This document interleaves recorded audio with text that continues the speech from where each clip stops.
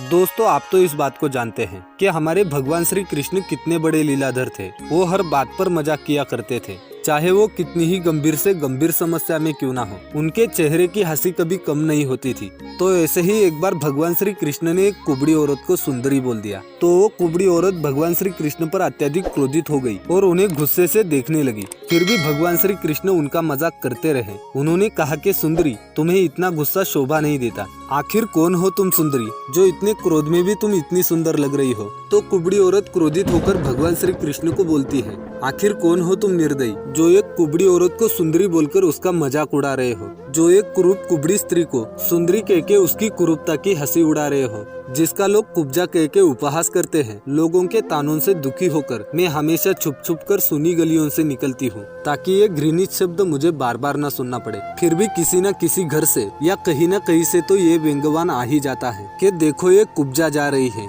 उनके तानों से दुखी होती हूँ, उनके उपहास को सह लेती हूँ, क्योंकि ये सत्य है कि मैं कुब्जा हूँ। परंतु आज तक इतना क्रूर उपहास मुझसे किसी ने भी नहीं किया जो आज तुमने सुंदरी बोलकर किया है। छेड़ना ही था तो मुझे कुब्जा कह देते, मैं सह लेती, परंतु ऐसा शब्द कहकर तुमने मेरे हृदय पर एक घाव कर दिया है। किसी दुखी दिन व्यक्ति का इस तरह उपहास नहीं उड़ाना चाहिए, जिससे उसका हृदय छल्ली हो जाए और कुब्जा रोने लग जाती है। तब भगवान श्री कृष्ण अपने आंखों में पानी लिए बोलते हैं, मैंने आपकी हंसी तो नहीं उड़ाई सुंदरी, मैंने तो केवल वही कहा है जो सत्य है। तो वो कुब्जा बोलती है, क्या ये सत्य है कि ये कुबड़ी शरीर कुरूप रूप तुम्हें सुंदर दिखाई देता है। कृष्ण भगवान बोलते हैं, हाँ देवी, मैं किसी के शरीर को कभी नहीं देखता, मैं तो केवल आत्मा देखता हूँ। तुम्हारे अंदर जो सुंदर आत्मा है उसे लोग नहीं देख सकते, परंतु मैं तुम्हारी वो परम सुंदर आत्मा देख सकता हूँ, इसलिए मैंने तुम्हें सुंदरी कहा।